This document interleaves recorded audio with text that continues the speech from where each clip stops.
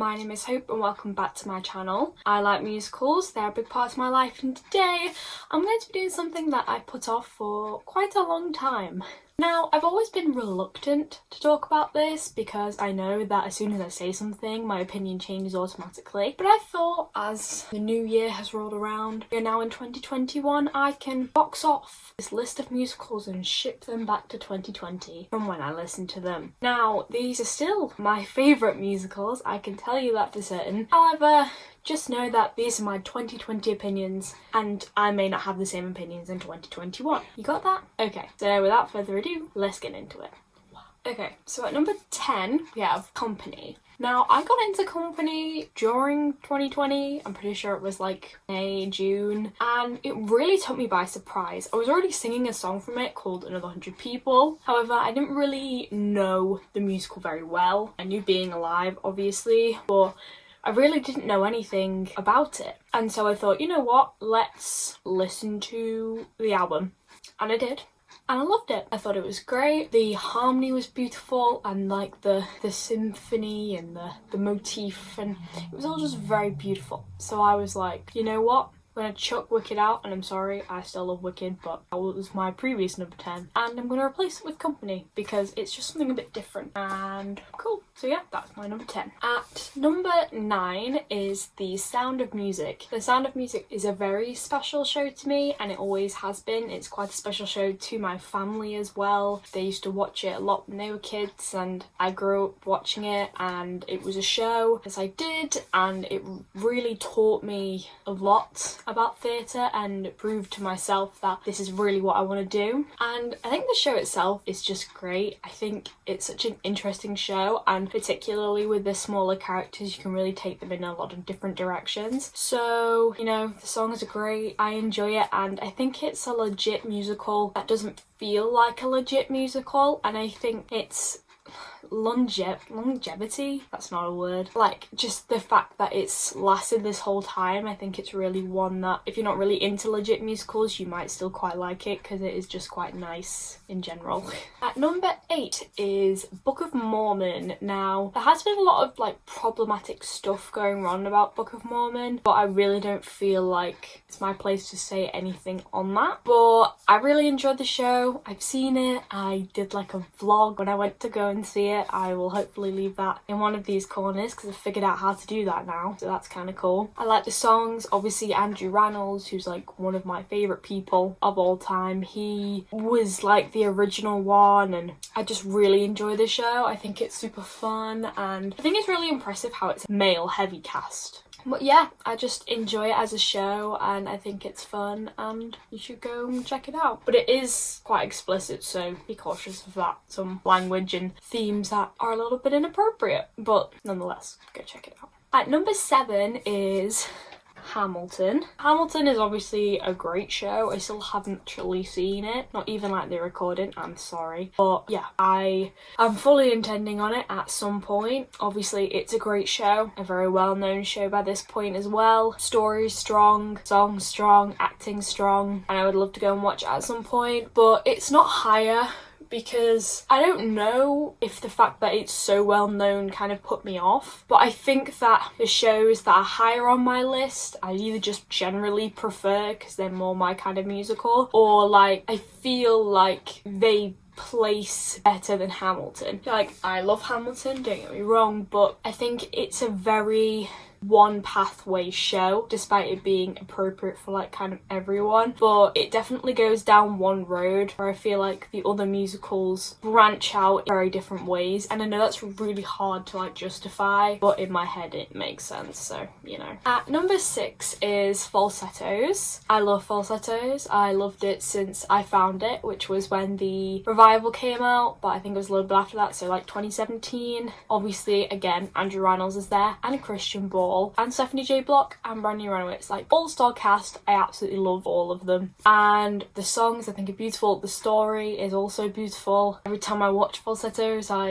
usually only watch Act 1 because I can't face Act 2. Remember the first time I watched it, I bawled. Literally bawled. There was a lot going on in my life, but still, I cried my heart out, literally. But I really enjoy the show. The story itself, I think, is really strong and could pass off as a play. I know In Trousers is also a thing and I haven't had a chance to listen to that, but I think the whole show itself is just truly beautiful, and the songs are also just like melodic and they do sound really wonderful. Like, some of them are more jazzy and upbeat, and then you have it, particularly in the second act, the more slow and soothing, shall we say. But it's a really beautiful show and I think it can tell you a lot about yourself, even if it has nothing to do with you. So yeah, that's my number 6. Number 5 is Come From Away. I feel like I don't talk enough about Come From Away, and I feel like it's a mainstream show that is extremely underrated. I've also seen it. It was the first and only West End show I've ever seen. It's wonderful, and it's probably the one on this list that I recommend the most you listen to, because it tells a story, a true story, which is about a plane that got diverted on the day of 9/11, which is obviously a very emotional story, but the fact that these people were real, and this town basically took around, I don't even know how many, I can't remember, but this town tripled in size because of all the planes that had been diverted there, and these people literally gave up their lives for a week to help these people in their time of need, and it's just so inspiring. And to know that these people were real and they really did that is truly amazing. And the songs are beautiful and it's funny, but it's not making a joke, it's just genuinely so wholesome and amazing. I would 100% recommend going to listen to it. My number 4 is Les Miserables, which is there, and obviously Les Miserables is an iconic show. We all love it. I would love to be in it. I have actually already been in it, but we don't talk about that. But I'd love to be on a professional level, and I'd love to play one of the 3 leads, any of them, please. But the show, I think it's so cool that you can sing all the way through and it's like acting at the same time. I think that's amazing, and I think there's a lot to do with that show in regards to like character development, because despite it being one long story about Jean Valjean, it is quite episodic and you do get like snapshots of various people's lives throughout his life, and I think that there is a lot to unpack there. Also, Boublil and Schomburg, who wrote both Les Miserables and Miss Saigon, are my favourite composer and director of all time, so I have like a lot of respect for them, and I just think the show is so iconic and interesting, and it's truly mesmerising. I have also seen the show. I saw it in Manchester with Cillian Donnelly, and I just think it's just a beautiful show in general, and I think there's kind of something for everyone, which is strange. I think it's very much the Hamilton of its time. I really think that it's one that everyone will like. Even if they don't like the whole thing, they'll like something about it. Okay, my number 3 is Billy Elliot, which is there, you can't really see it, but Billy Elliot. Billy Elliot was probably the first show I fully fell in love with. Like, this was when I understood that my love for musicals was very much real. I think I want to say 12, and it was the first show I had seen like live, like pretty much ever, on like this kind of scale, and was actually aware that I was there. So this show obviously means a lot to me because of that, and I can't complain about boys dancing. I love boys dancing. I haven't actually got into Newsies properly, but it's one that I am very much working towards listening to more, because the songs that I know I do really like, and I love boys dancing. But the show itself, I think, is again a truly amazing story, like especially for the time that it's set in and the historical, like, I don't know, connotations is the right word, but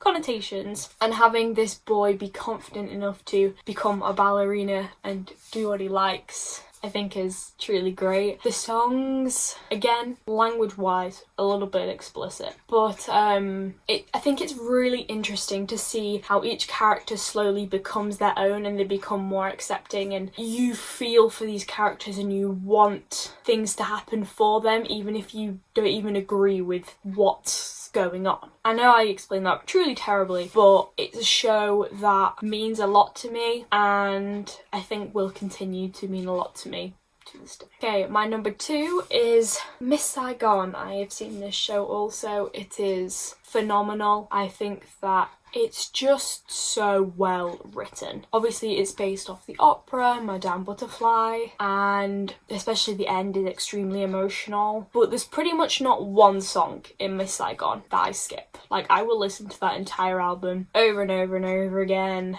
and I just think it's wonderful. And for the show to be set in such a place of desperation, to still emanate like this sort of warmth to it, especially in scenes like the wedding, I think it's just beautiful. And you see the heartache of all of the characters at some point, and even if you don't know people like that in real life, you can see elements of these people within your friends and yourself. The show is also, I think, one of the most aesthetically pleasing. It has a massive red and gold theme, hence like the poster throughout, and it creates this intense atmosphere that you just really can't get with a lot of musicals. And as you're following the story, you're feeling what they're feeling, and I think that is something that a lot of musicals can't do, which is why it's so high on my list. And finally, my number 1 is Heathers.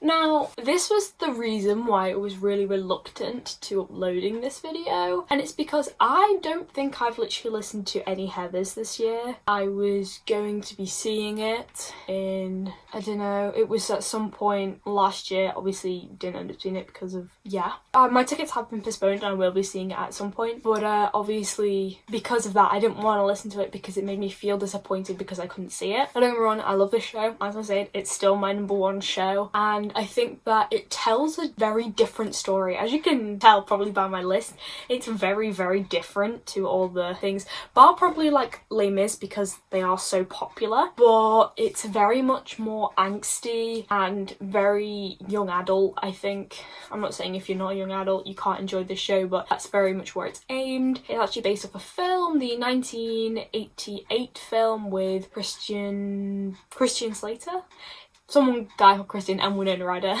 And they turned it into a musical. It's just very, very different, I think. Even though it's extremely popular, especially with people my age, the show itself is such like its own little capsule. I think it lives very much within its own realm, and people try to link it to things like Dear Evan Hansen and Be More Chill, but they're all very, very different shows and they portray very, very different styles. Is there anything wrong with that? No, but I'm just saying I prefer the style of Heathers. Heathers is a bit crazy, and I'm not gonna lie, it is. It's about a girl who becomes popular, finds a boyfriend who's a psychopath, and he tries to kill everyone. So it's not a particularly normal story, shall we say, but the way they execute it I think is totally amazing. Like, some points it's made a bit farcical, some points it's completely serious, some points it's just a musical there to enjoy it, and I think that's why I enjoy it so much, because it's such a pot of musical things and it's just kept being mixed to make this nice mixture of a musical, and it can really show a lot of different sides to it. So it's not particularly emotional, it's not particularly like inspiring. I mean, why would you want to inspire people to kill people? Well, you know. But I think just the show, it's just one that you watch and you'll be like, that was weird,